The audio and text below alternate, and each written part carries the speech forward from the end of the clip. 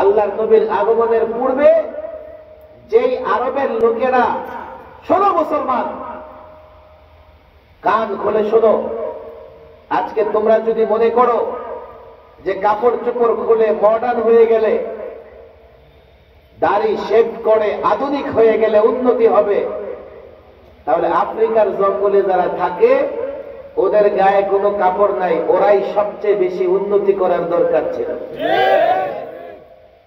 অথচ আফ্রিকার জঙ্গলে দিনের পর দিন থাকতেছে, উন্নতি হয় না। উন্নতি অগ্রগতি নির্ভর করে রসুলের আদর্শের উপরে, আর রসুল এই বরকত জন্ম থেকে নিয়ে আসছেন। কথা ঠিক না বেঠিক? রসুল পৃথিবীতে এসেছেন মাত্র কয়েকদিন হয়েছে, 2 থেকে 3 দিন। শোনেন,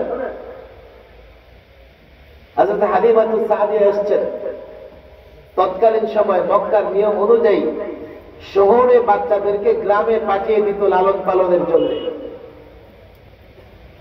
তায়েফ থেকে হালিমাতুস সাদিয়া এসেছেন, আল্লাহর নবী ইয়াতীম। ওই তায়েফের মহিলারা খালি বড় লোকের বাচ্চাদের কাছে যায়।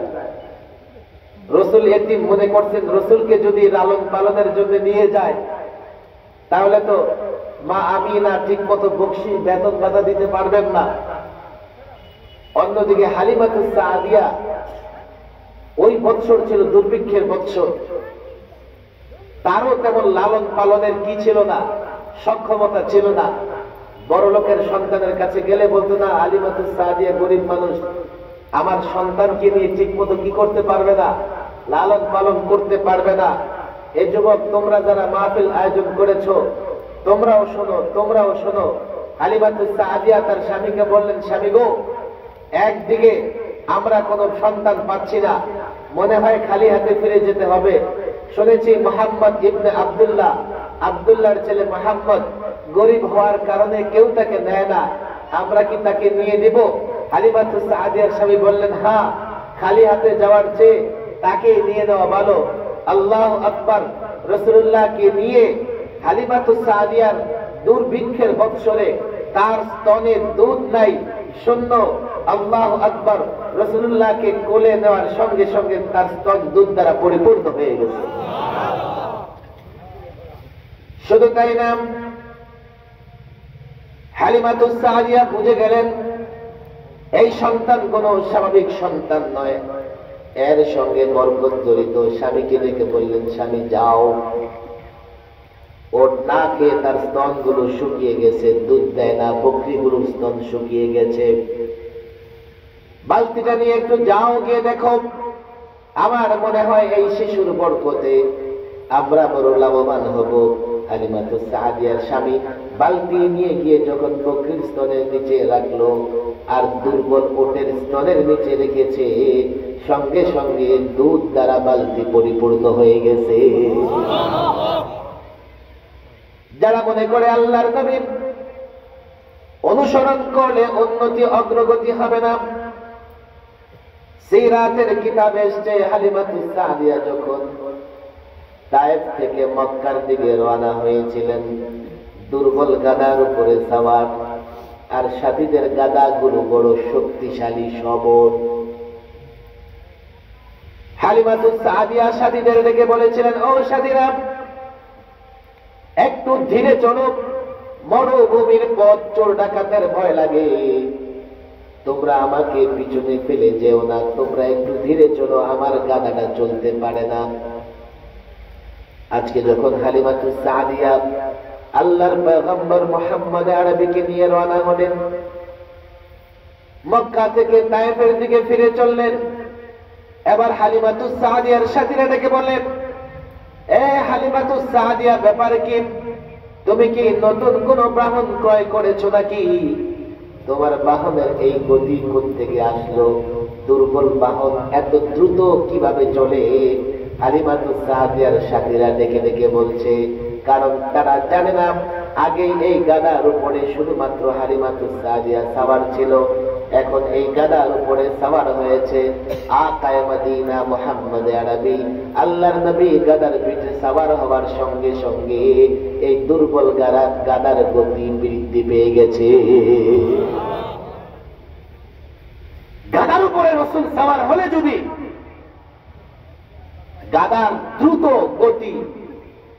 গতি বৃদ্ধি পায় মুসলমান, তাহলে যেই ঘরে যেই রাষ্ট্রে রসুলের আদর্শ রসুলের অনুকরণ করা হবে, অবশ্যই সেই রাষ্ট্র পিছিয়ে পড়বে না, এগিয়ে যাবে। কথা ঠিক না বেঠিক? এ যুবক, তোমরা বুঝো।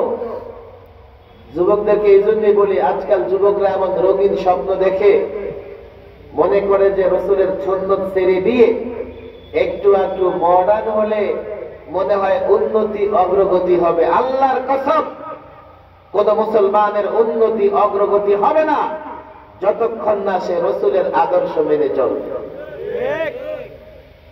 লম্বা কথা হয়ে যাবে, রাত অনেক হয়ে গেছে। অনেকে হয়তো এখানে হজ উমরা করেছেন। মক্কা থেকে মদিনার দূরত্ব 420 কিলোমিটার। শুনেন, হজ উমরা করতে গেলে পুরা সৌদি আরব দেখা না গেলেও মক্কা মদিনা এই দুইটা শহরে তো যাওয়া হয়। মক্কায় উমরা হজের বিধানগুলো পালন করা হয়, আর মদিনাতে রাসূলুল্লাহ সাল্লাল্লাহু আলাইহি ওয়াসাল্লামকে সালাম দিতে হাজী সাহেবরা যান। আমি এই জন্য এক্সাম্পলটা দিচ্ছি। আপনি দেখেন, আপনি যদি মক্কা থেকে গাড়িতে করে রওনা হন,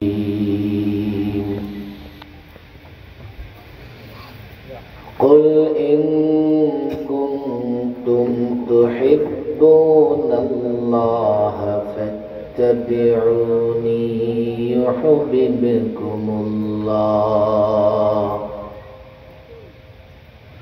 ويغفر لكم ذنوبكم والله غفور رحيم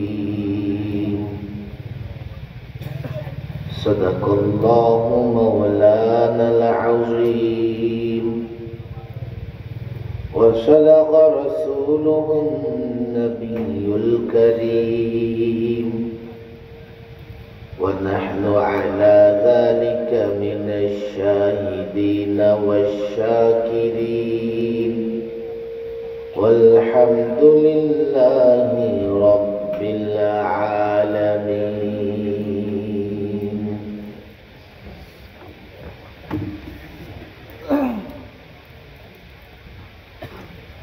حب رسول صلى الله عليه وسلم ইসলামী যুব সংঘ ও মসজিদ কমিটির উদ্যোগে আয়োজিত ষষ্ঠ বার্ষিক তাফসীরুল কুরআন মহাসম্মেলনের মোহতারাম সভাপতি শেখুল হাদিস হযরত মাওলানা হাফেজ শোয়েব আহমদ সাহেব, প্রধান আলোচক আমন্ত্রিত উলামায়ে কেরাম, ভক্ত সংগঠনের যুবক বৃন্দ, মসজিদ কমিটির সদস্য বৃন্দ, এই এলাকার নবী প্রেমিক, ইসলাম প্রেমিক তাওহীদি জনতা, রাত প্রায় 11টা বেজে গেছে। শীতের রাত, একদিকে তো সন্ধ্যা হয়েছে, প্রায় 6 ঘন্টা হয়ে গেছে, অন্যদিকে কমকমে শীত। আর সাধারণত গ্রাম এবং মফস্বলের মানুষ 11টার মধ্যে একেবারে পরিপূর্ণ ঘুমায় যায়। আমি জানি না এখানকার লোকেরা কয়টা পর্যন্ত ঘুমাবে আর কয়টা পর্যন্ত মাহফিল চলবে। তবে আমি এতটুকু বিশ্বাস করতে চাই যে আপনারা আরো ঘন্টা খানেক থাকবেন। সবাই কিন্তু ইনশাআল্লাহ বলে নাই। একটু কষ্ট করে যারা দাঁড়িয়ে আছে, আমি বলবো না যে বসে, এই আপনাদের বসাইতে হবে না। যদি কারো মন চায় তাহলে সামনে গিয়ে একটু বসতে পারে। বসতে কষ্ট হলে দাঁড়িয়ে থাকেন, আমার কোনো আপত্তি নাই। তবে দাঁড়িয়ে থাকলে যে সমস্যাটা, যে লম্বা সময় তো দাঁড়িয়ে থাকা যায় না, 1 ঘন্টা দাঁড়ায় থাকা কষ্টকর না? যারা দাঁড়িয়ে আছেন ওদের জন্য সময় কি আরো 15 মিনিট কমায় দিব নাকি? 1 ঘন্টায় চলবে মাহফিল? কেউ কেউ 2 ঘন্টাও থাকতে রাজি। ছোট্ট একটা অনুরোধ আমার থাকবে, যারা ডানে বামে আসার সময় আমি রাস্তায় দেখে এসেছি অনেক যুবকরা। এই যুবক, অনুরোধ করি আসো, যুবকদের উদ্যোগে মাহফিল, সাথে আছে কারা? মসজিদ কমিটিও। আমি অনেক দূর সফর করে এসেছি, ঢাকা থেকে এই পর্যন্ত আসতেই থাকতে হয়েছে। ঠিক ওই দুপুরের পরে রওনা হয়েছে, এখন প্রায় রাত বাজে 11টা। বড় কষ্টকর সফর। আমি এত দূর থেকে কষ্ট করে এসেছি, আশেপাশে যারা আছে তারা যদি এসে না বসে তাহলে কিন্তু এটা মেহমানের সঙ্গে সদাচার হলো না।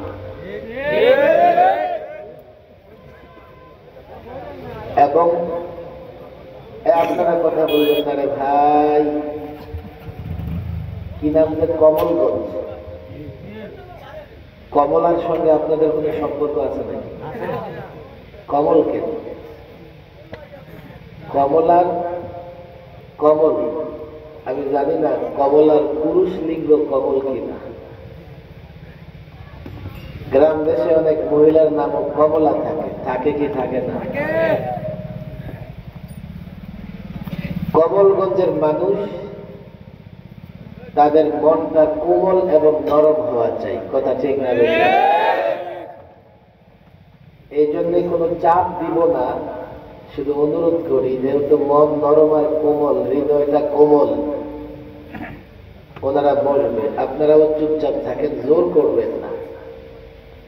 জবরদস্তি করলে যারা দাঁড়ায় থাকে বলবে যে চাইছিলাম দাঁড়ায় ওয়াজটা শুনুন, হুজুর দেখে দাঁড়ায় থাকতে দেবে না, চপ আর ওয়াজ শুনুবি না, তখন কি করবে?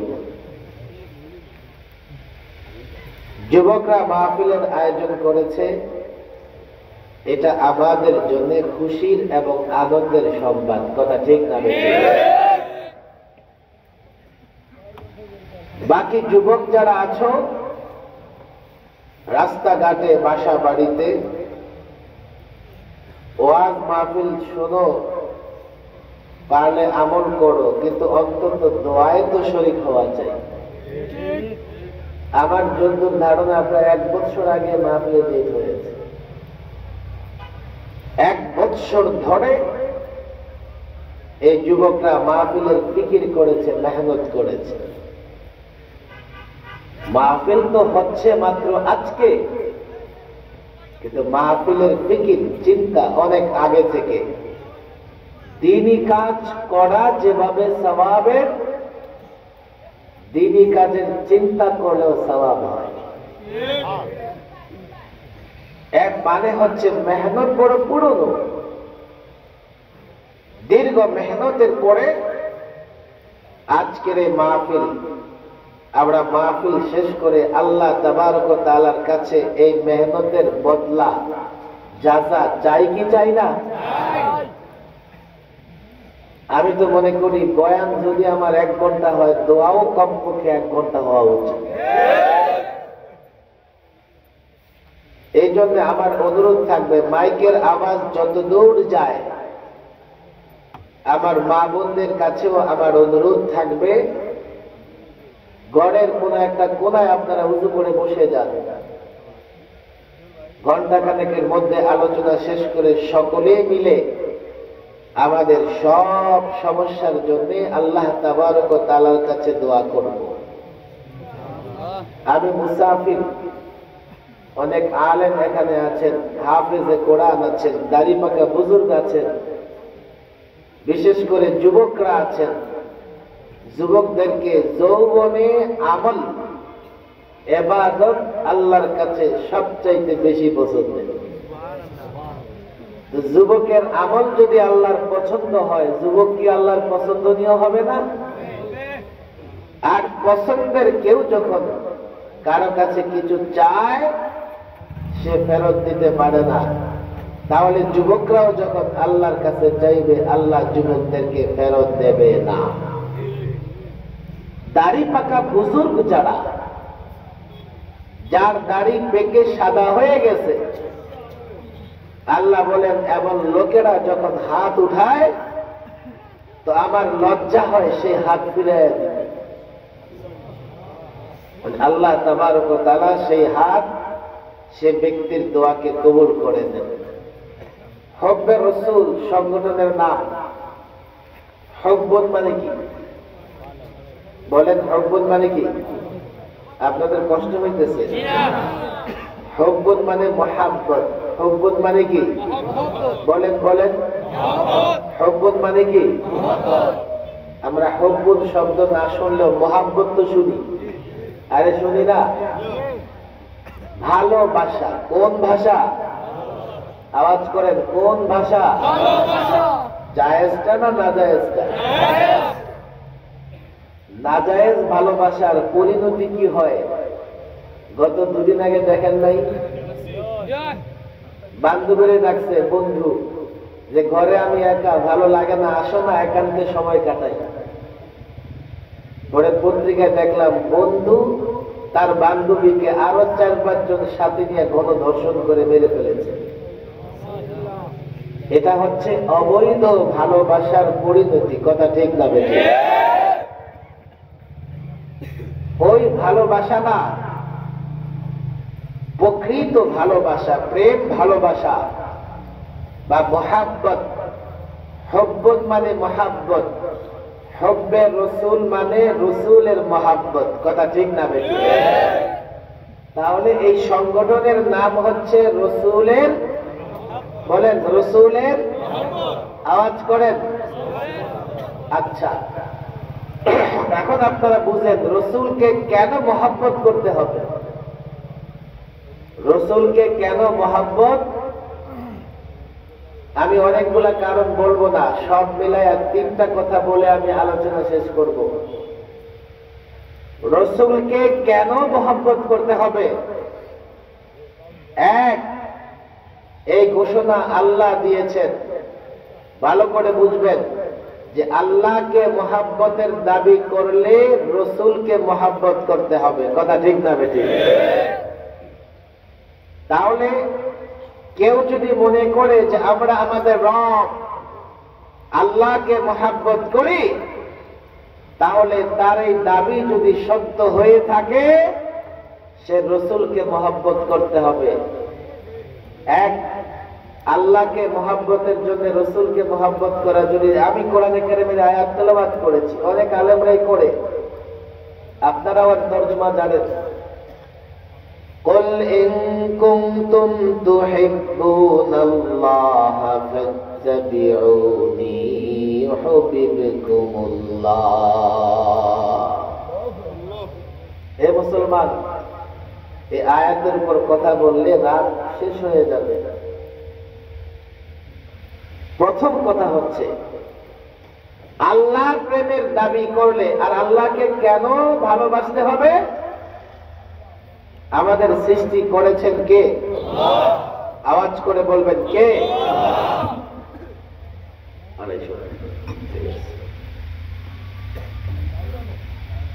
আমাদের খাবার দাবার ব্যবস্থা করে দেন কে?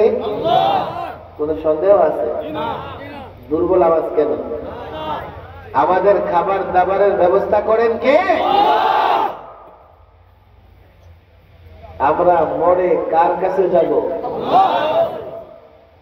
এখন যদি আল্লাহর প্রেম ভালোবাসা না থাকে তাহলে সেই আল্লাহর গোলামি আমরা করতে পারবো না। আপনাদের ভেতরে আল্লাহকে পাওয়ার ইচ্ছা, আল্লাহর ভালোবাসা, রসুলের ভালোবাসা আছে বলেই টাকা পয়সা ছাড়া, বিরিয়ানির পোটলা ছাড়াই আপনারা মধ্যরাত পর্যন্ত বসে আছেন। কথা ঠিক না বেঠিক? এক, আল্লাহকে ভালোবাসতে হলে রসুলকে ভালোবাসতে হবে। দুই, আপনাকে যদি কেউ ভালোবাসে তো আপনার উচিত হবে তাকেও ভালোবাসে। অবৈধ ভালোবাসা না। মা আল্লাহ মাফ করুন। তো রসুল এই উম্মতকে আমাদেরকে কত ভালোবাসতেন, তাহলে আমাদেরও উচিত রসুলকে ভালোবাসা। কথা ঠিক না বেঠিক?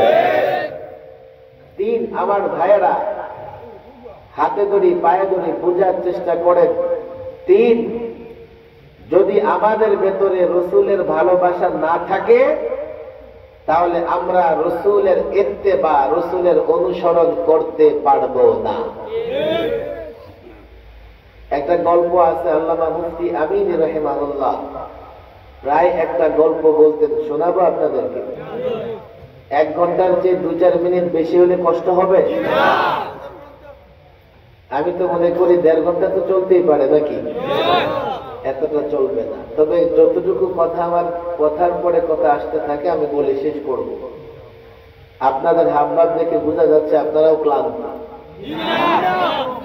আমার চেয়ে বেশি আপনারাই ক্লান্ত। তবে মাশাআল্লাহ যুবকদের এই মেহনত সফল।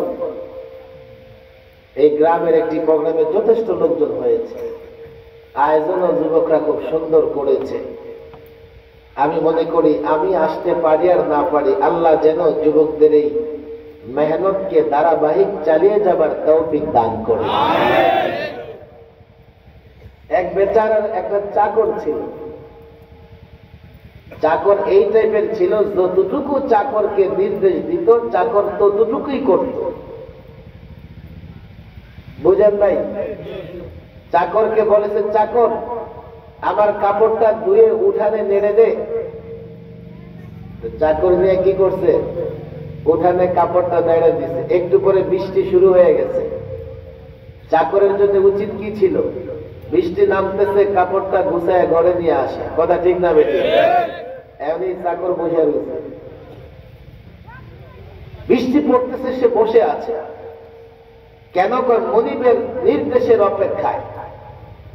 মনিব দৌড়ে এসে দেখে বাইরে কাপড় ভিজতেছে। এই বেটা যা, তো দৌড়ে গেছে কাপড় আনতে। বেটা কাপড় আনবি না, বৃষ্টি আসতেছে। আপনি তো কাপড় আনতে বলেন নাই। এই চাকর কি মনিবকে মহব্বত করে? আরে বলেন মহব্বত করে? মহব্বত করলে যেখানে মনিবের ক্ষতি হয়, মনিব নির্দেশ দিতে হবে কেন? ক্ষতি হলেই তো সে দৌড়ে যাবে। এই চাকরকে নিয়ে বের হচ্ছে সফরে। শোনেন,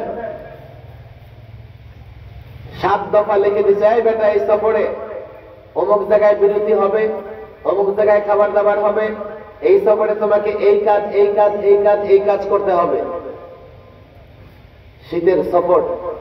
কিছু দূর যাওয়ার পরে মনিব চাকরকে বলতেছে, এই বেটা শীত লাগে, আমার চাদরটা দে। চাকর বলে, মনিব আপনার চাদর তো 3 মাইল পিছনে নিচে পড়ে গেছে। কত উঠাই নিলাম, সিলিম বের করে দেখাইছে। সিলিমে তো লেখা নাই কোনো কিছু পড়লে উঠাইতে হবে। এবার মনিব কলম পকেট থেকে বের করে নিচে আরেক দফা লিখে দিয়েছে, जो कुछ गिर जाए उसको उठा लेना। उर्दू बुझेन ना? क्या जो कुछ गिर जाए उसको उठा लेना। যা নিচে পড়ে যায় তা কি করবে? উঠাবে। সফর শেষ, কমলগঞ্জে আইসা মনিবের ঘোড়া থামছে। হায় হায় হায়, চাকর মাথায় বিশাল এক বস্তা, চরম দুর্গন্ধ। কি এগুলো? আপনি বলেছিলেন না, जो कुछ घिर जाए उसको उठा लेना। তো ঘোড়ার পিছন থেকে যা পড়েছে সব উঠাই নিয়ে আসছে।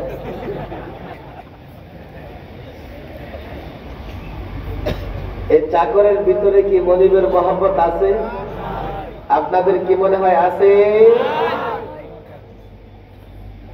মহব্বত লাগবে, তাহলেই একজন মানুষকে প্রকৃত পক্ষে অনুসরণ করা যাবে। কথা ঠিক না বেঠিক? তো রসুলের মহব্বত হলে, রসুলের অনুসরণ করলে কাকে মহব্বত করা হবে? চিৎকার করে কাকে বলেন? কাকে? আল্লাহকে মহব্বত করতে হবে। কেন মনে আছে তো? বলেন কে? আল্লাহকে মহব্বত করতে হবে। আমাদের কে সৃষ্টি করেছেন? বলেন সওয়াব হবে কে? না মাটির পুতুল মূর্তি সৃষ্টি করেছে আমাদেরকে? কে সৃষ্টি করেছে? আওয়াজ করে কে? আমাদেরকে খাওয়ায় কে? ব্যবসা করলে খাওয়ান পাওয়া যায়? চাকরি করলে? আপনারা তো না বলতেছেন। অনেক বুদ্ধিজীবী আছে বলবে যে মৌলবীদের মাথা নাকি ওয়াশ করা হয়। মৌলবীরা কথায় কথায় সব কে করেন বলে? আওয়াজ করেন কে? মাওলানা ইহতিশামুল হক থানভী মজার একটা ঘটনা লিখেছেন। এই ঘটনা আমি প্রায় শোনাই। আপনাদের কি এই ঘটনা শোনার ধৈর্য আছে? না রাত বেশি হয়ে গেছে? এক বেচারা আর্ট করতেছে কাগজে। শোনেন, কলম ঘুরাইলেই সুন্দর সুন্দর সিনারি দৃশ্য হয়ে যায়। যে আর্ট করতে পারে তার কলম থেকে। হঠাৎ তার কাগজে একটা পিঁপড়া ঢুকছে। আল্লাহ আকবার! পিঁপড়া ঢুকে দেখে যে একটা কলম ঘুরতেছে, ফল মূল সুন্দর, চা বাগান, তারপরে শ্রীমঙ্গলের আঁকাবাঁকা রাস্তা। যে ব্যক্তি আর্ট করতে পারে কলম ঘুরাইলে এগুলা হয়ে যায়। কথা ঠিক না? পিঁপড়া বড় আশ্চর্য হয়েছে। কলমের এত ক্ষমতা! এটা ঘুরলে সুন্দর সুন্দর ফল মূল ইত্যাদি হয়ে যায়। সে বড় আশ্চর্য হয়েছে। একটু পরে তার কাগজের উপরে আরেকটা পিঁপড়া ঢুকেছে। ঢুকে আগের পিঁপড়াটাকে বলে, তুই একটা বোকা।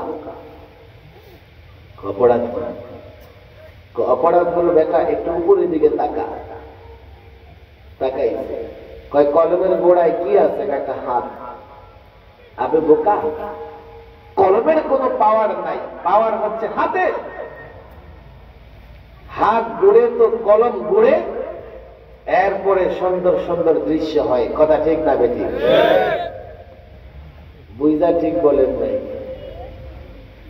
একটু পরে আরেকটা পিঁপড়া ঢুকে বলে, তোরা দুইটাই নাম্বার ছাড়া বোকা। বোকা কেন? কয় বেটা হাতের কোনো ক্ষমতা নাই। আপনারা তো ঠিক বললেন, এটাও ঠিক। অপরাধ কি? অপরাধ হলো আরেকটু উপরের দিকে তাকা, মাথা ঘোরায়া। কয় দেখ হাতের গোড়ায় একটা মানুষ আছে। আছে না নাই?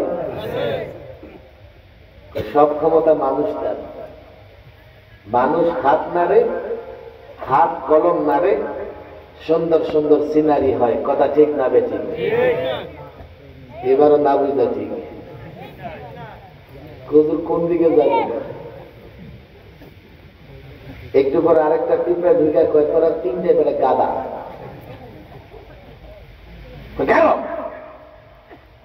মানুষ হইলেই যদি হাত নাড়ত, হাত মেরে কলম নড়ত, সুন্দর সুন্দর ফলমূল হইত, সিনারি দৃশ্য হইত, তাহলে যে কোনো মানুষের হাতে কলম দিলেই সে আর্ট করতে পারে।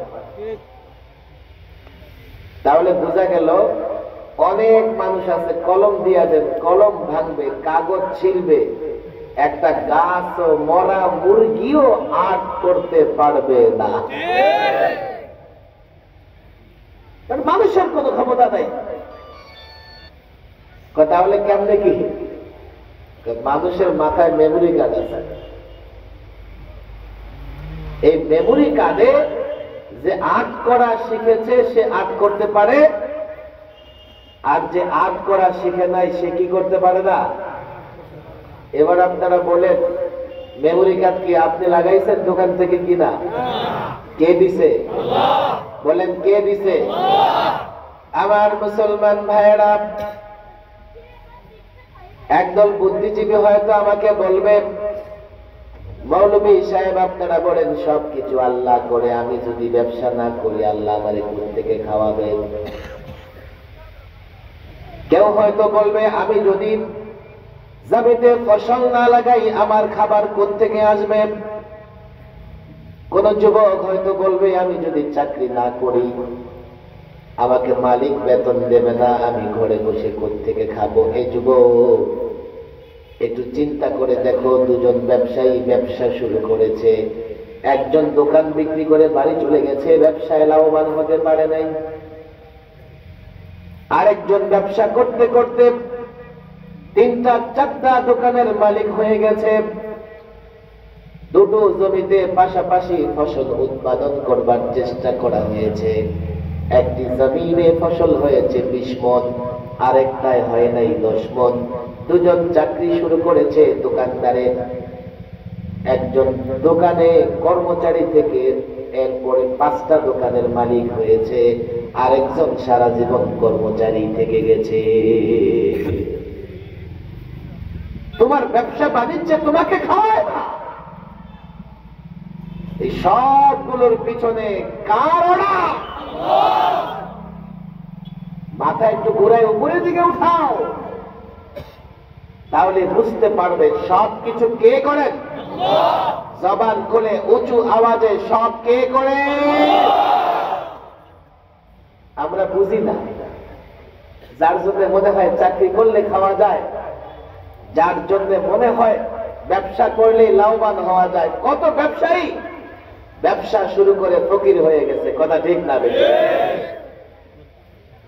তাহলে যেহেতু সব আল্লাহ করেন, আল্লাহকে মহব্বত করতে হবে কিনা? আর আল্লাহকে মহব্বত করতে হলে কার অনুসরণ করতে হবে? বলেন কার? আর রসুলের অনুসরণ সম্ভব না রসুলকে মহব্বত না করলে। এ ভাইরা,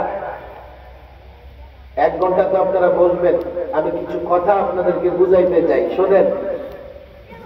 এই যুগে একটা শ্রেণী আছে যারা মনে করে বেশি বেশি নবী রসুল করলে, নামাজ রোজা পড়লে, মুসল্লিগিরি করলে নাকি উন্নতি অগ্রগতি হয় না। আপনারা বুঝবেন না। তবে এই যুগে তো কোনো গ্রাম নাই, সবাই ডিজিটাল ডিভাইসের সাথে সম্পৃক্ত আছে, প্রত্যেকের পকেটে পকেটে গোটা দুনিয়া আছে, কথা ঠিক না বেশি? এক শ্রেণীর বুদ্ধিজীবী কথা বলতে চায় যে এত মৌলবী হয়েন না, এত ইসলাম ইসলাম রসুল রসুল করবেন না, তাহলে নাকি উন্নতি হবে না, অগ্রগতি হবে না। এই জন্য ওরা হচ্ছে প্রগতিশীল আর আমরা নাকি পশ্চাৎপদ, ব্যাকডেটেড। কেন? আমরা ইসলামের কথা বলি, ইসলামের কথা বললে নাকি সামনে এগোনো যাবে না। অথচ রসুল আল্লাহর নবীর আগমনের পূর্বে যেই আরবের লোকেরা, শোনো মুসলমান, কান খুলে শোনো, আজকে তোমরা যদি মনে করো যে কাপড় চোপড় খুলে মডার্ন হয়ে গেলে, দাড়ি শেভ করে আধুনিক হয়ে গেলে উন্নতি হবে, তাহলে আফ্রিকার জঙ্গলে যারা থাকে ওদের গায়ে কোনো কাপড় নাই, ওরাই সবচেয়ে বেশি উন্নতি করার দরকার ছিল। অথচ আফ্রিকার জঙ্গলে দিনের পর দিন থাকতেছে, উন্নতি হয় না। উন্নতি অগ্রগতি নির্ভর করে রসুলের আদর্শের উপরে। আর রসুল এই বরকত জন্ম থেকে নিয়ে আসছেন, কথা ঠিক না বেটি? রসুল পৃথিবীতে এসছেন মাত্র কয়েকদিন হয়েছে, 2 থেকে 3 দিন। শোনেন, হযরত হালিমাতুস সাদিয়া এসছেন, তৎকালীন সময় মক্কার নিয়ম অনুযায়ী শহরে বাচ্চাদেরকে গ্রামে পাঠিয়ে দিত লালন পালনের জন্য। তায়েফ থেকে হালিমাতুস সাদিয়া এসছেন, আল্লাহর নবী ইয়াতীম। ওই তায়েফের মহিলারা খালি বড় লোকের বাচ্চাদের কাছে যায়। রসুল ইয়াতীম মনে করছেন, রসুলকে যদি লালন পালনের জন্য নিয়ে যায় তাহলে তো মা আমিনা ঠিক মতো বকশিশ বেতন ভাতা দিতে পারবেন না। অন্যদিকে হালিমাতুস সাদিয়া, ওই বৎসর ছিল দুর্ভিক্ষের বৎসর, তারও তেমন লালন পালনের কি ছিল না, সক্ষমতা ছিল না। বড় লোকের সন্তানের কাছে গেলে বলতো না, হালিমাতুস সাদিয়া গরিব মানুষ, আমার সন্তানকে নিয়ে ঠিক মতো কি করতে পারবে না, লালন পালন করতে পারবে না। এই যুবক, তোমরা যারা মাহফিল আয়োজন করেছো, তোমরাও শোনো, তোমরাও শোনো। হালিমাতুস সাদিয়া তার স্বামীকে বললেন, স্বামী গো, একদিকে আমরা কোনো সন্তান পাচ্ছি না, মনে হয় খালি হাতে ফিরে যেতে হবে। শুনেছি মুহাম্মদ ইবনে আব্দুল্লাহ, আব্দুল্লাহর ছেলে মুহাম্মদ গরিব হওয়ার কারণে কেউ তাকে নেয় না, আমরা কি তাকে নিয়ে দিব? হালিমাতুস সাদিয়ার স্বামী বললেন, হ্যাঁ, খালি হাতে যাওয়ার চেয়ে তাকে নিয়ে নেওয়া ভালো। আল্লাহু আকবার।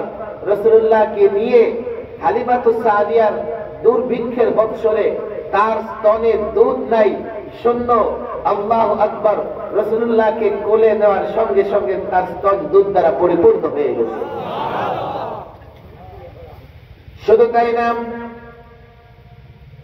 হালিমাতুস সাদিয়া বুঝে গেলেন এই সন্তান কোন স্বাভাবিক সন্তান নয়, এর সঙ্গে বরকত জড়িত। স্বামীকে দেখে বললেন, স্বামী যাও, ওর না খেয়ে তার স্তনগুলো শুকিয়ে গেছে, দুধ দেয় না, বকরিগুলোর স্তন শুকিয়ে গেছে, বালতিটা নিয়ে একটু যাও, গিয়ে দেখো। আমার মনে হয় এই শিশুর বরকতে আমরা বড় লাভবান হব। হালিমাতুস সাদিয়ার স্বামী বালতি নিয়ে গিয়ে যখন বকরির স্তনের নিচে রাখলো আর দুর্বল ওটের স্তনের নিচে রেখেছে, সঙ্গে সঙ্গে দুধ দ্বারা বালতি পরিপূর্ণ হয়ে গেছে। যারা মনে করে আল্লাহর নবী অনুসরণ করলে উন্নতি অগ্রগতি হবে না, সিরাতের কিতাবে এসেছে হালিমাতুস সাদিয়া যখন তায়েফ থেকে মক্কার দিকে রওনা হয়েছিলেন, দুর্বল গাদার উপরে সওয়ার, আর সাথীদের গাদাগুলো বড় শক্তিশালী সবল। হালিমাতুস সাদিয়া সাথীদের ডেকে বলেছিলেন, ও সাথীরা, একটু ধীরে চলো, মরুভূমির পথ, চোর ডাকাতের ভয় লাগে, তোমরা আমাকে পিছনে ফেলে যেও না, তোমরা একটু ধীরে চলো, আমার গাদাটা চলতে পারে না। আজকে যখন হালিমাতুস সাদিয়া আল্লাহর পয়গম্বর মুহাম্মদ আরবিকে নিয়ে রওনা হলেন, মক্কা থেকে তায়েফের দিকে ফিরে চললেন, এবার হালিমাতুস সাদিয়ার সাথীরা ডেকে বললেন, এ হালিমাতুস সাদিয়া, ব্যাপার কি? তুমি কি নতুন কোন বাহন ক্রয় করেছো নাকি? তোমার বাহনের এই গতি কোত্থেকে আসলো? দুর্বল বাহন এত দ্রুত কিভাবে চলে? হালিমাতুস সাদিয়ার সাথীরা ডেকে ডেকে বলছে, কারণ তারা জানে না আগে এই গাদার উপরে শুধুমাত্র হালিমাতুস সাদিয়া সাওয়ার ছিল, এখন এই গাদার উপরে সাওয়ার হয়েছে আকায়ে মদিনা মুহাম্মদ আরবি, আল্লাহর নবী। গাদার পিঠে সাওয়ার হওয়ার সঙ্গে সঙ্গে এই দুর্বল গাদার গতি বৃদ্ধি পেয়ে গেছে। গাদার উপরে রাসূল সাওয়ার হলে যদি গাদার দ্রুত গতি বৃদ্ধি পায় মুসলমান, তাহলে যেই ঘরে যেই রাষ্ট্রে রাসূলের আদর্শ, রাসূলের অনুকরণ করা হবে, অবশ্যই সেই রাষ্ট্র পিছিয়ে পড়বে না, এগিয়ে যাবে। কথা ঠিক না বেঠিক? এ যুবক, তোমরা বুঝো। যুবকদেরকে এই জন্যই বলি, আজকাল যুবকরা এমন রঙিন স্বপ্ন দেখে, মনে করে যে রাসূলের সুন্নাত ছেড়ে দিয়ে একটু একটু মডার্ন হলে মনে হয় উন্নতি অগ্রগতি হবে। আল্লাহর কসম, কোন মুসলমানের উন্নতি অগ্রগতি হবে না যতক্ষণ না সে রাসূলের আদর্শ মেনে চলবে। লম্বা কথা হয়ে যাবে, রাত অনেক হয়ে গেছে। অনেকে হয়তো এখানে হজ উমরা করেছেন। মক্কা থেকে মদিনার দূরত্ব 420 কিলোমিটার। শুনেন, হজ উমরা করতে গেলে পুরা সৌদি আরব দেখা না গেলেও মক্কা মদিনা এই দুইটা শহরে তো যাওয়া হয়। মক্কায় উমরা হজের বিধানগুলো পালন করা হয়, আর মদিনাতে রাসূলুল্লাহ সাল্লাল্লাহু আলাইহি ওয়াসাল্লামকে সালাম দিতে হাজী সাহেবরা যান। আমি এই জন্য এক্সাম্পলটা দিচ্ছি, আপনি দেখেন। আপনি যদি মক্কা থেকে গাড়িতে করে রওনা হন, জন্ম থেকেই ইসলাম এবং মুসলমানের উন্নতি অগ্রগতি